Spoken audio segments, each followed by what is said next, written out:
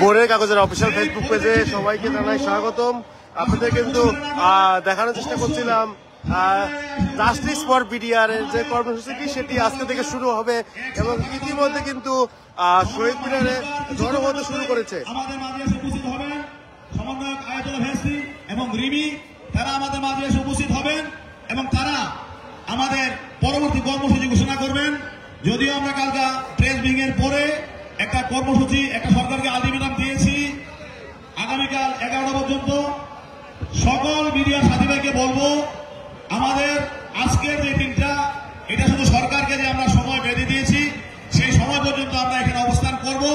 তারপরে যদি কোনো সাড়া না আসে তাহলে আমরা আগামীকাল 11টার পর থেকে আমাদের যে মূল কর্মসূচি তা শুরু হবে।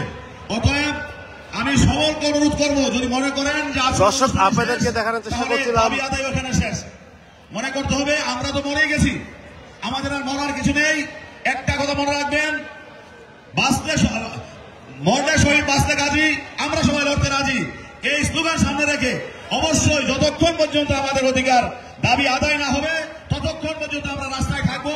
ইনশাআল্লাহ সুশৃঙ্খল ভাবে আমরা দাবি আদায়ের পরবর্তী যে কোনো কর্মসূচি পালন করব। তাই সকল মিডিয়ার সদস্য ভাইদের অনুরোধ করছি আপনারা আশেপাশে ঘোরাফেরা না করে শহীদ মিনার চলে আসুন। ধন্যবাদ। আসসালামু আলাইকুম।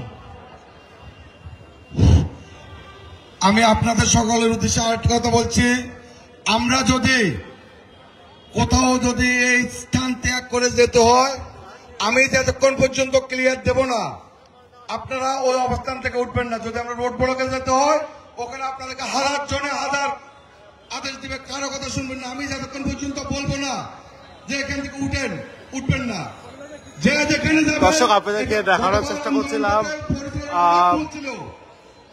সবশেষ শহীদ মিনারে যে অবস্থাটা সেটি কিন্তু দেখানোর চেষ্টা করছি। এখনো কিন্তু জড়ো হতে শুরু করেছে এবং আমি যতক্ষণ পর্যন্ত উঠতে বলবো না ওখানে কেউ উঠবেন না।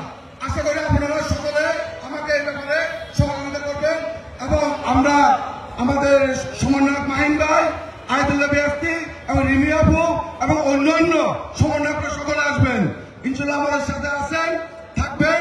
আমি আবারও বলতেছি যতক্ষণ পর্যন্ত বলবো একটা জায়গায় যাওয়ার পর্যন্ত বলবো উঠবেন না, কারো কথা আপনারা উঠবেন না। আমরা যদি গতবার আধা ঘন্টা বা 1 ঘন্টা থাকতে পারতাম তাহলে আমরা আমাদের কি অধিকার ফিরিয়ে আনতে পারতাম। এই ব্যাপারে সকলে সতর্ক থাকবেন। ধন্যবাদ। যারা ভলান্টিয়ার দায়িত্ব পালন করতেছেন আপনাদেরকে যেমনটি দেখাচ্ছিলাম আজকে 9টার পর থেকে কর্মসূচি শুরু হওয়ার কথা থাকলেও গতকালকে রাতে থেকে কিন্তু এই মিডিয়ার সদস্যরা জড়ো হতে শুরু করেছেন এবং আপনারা সকলে রেডি হন। আমাদের অনুষ্ঠান দ্রুত গতিতেই শুরু হবে। যাই হোক, সকল সম্মানিত জেলা প্রতিনিধি স্বাগত করছি। আপনারা যারা বিভিন্ন ধরনের ক্ষতিগ্রস্ত বিডিআর বা বিডিআর কল্যাণ পরিষদের ব্যানার নিয়ে আসছেন সকলেই দাঁড়িয়ে যান, সকলেই দাঁড়িয়ে যান এবং সকলে জেলাভিত্তিক দাঁড়াবেন। কারণ হচ্ছে বাইরের কোনো যাতে দূষণ আমাদের মধ্যে না ঢুকতে পারে, এই জন্য আমরা যদি জেলাভিত্তিক দাঁড়াই তাহলে আশা করি আমরা একজন আরেকজনকে চিনতে পারবো। সকলেই আমরা দাঁড়িয়ে যাই, প্লিজ সকলেই দাঁড়িয়ে যাই। বিডিআর কল্যাণ পরিষদে যারা আছেন ডান পাশ থেকে ব্যানার দিয়ে দাঁড়িয়ে যান, যার দাঁড়িয়ে যান। আমি আমার জেলা কিশোরগঞ্জ সম্মানিত জেলা প্রতিনিধি কাদি সাহেবের দৃষ্টি আকর্ষণ করছি, আপনার লোক নিয়ে আপনি ব্যানার নিয়ে দাঁড়িয়ে যান, সকলেই দাঁড়িয়ে যান।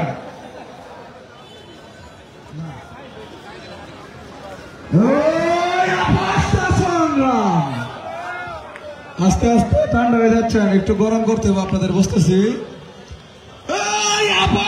সংগ্রাম সংগ্রাম সংগ্রাম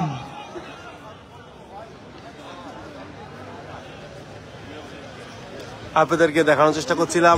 সম্মানিত জেলা প্রতিনিধিগণ, আপনারা ব্যানার নিয়ে যার যার জেলা দাঁড়িয়ে যান, সকলে দৃষ্টি আকর্ষণ করছি।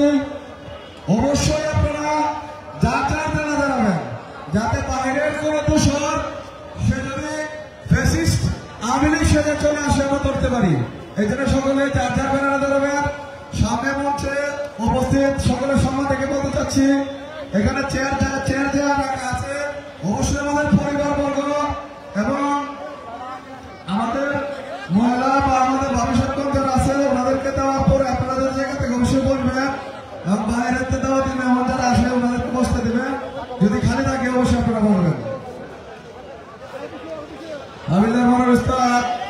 আপনি মঞ্চে চলে আসেন।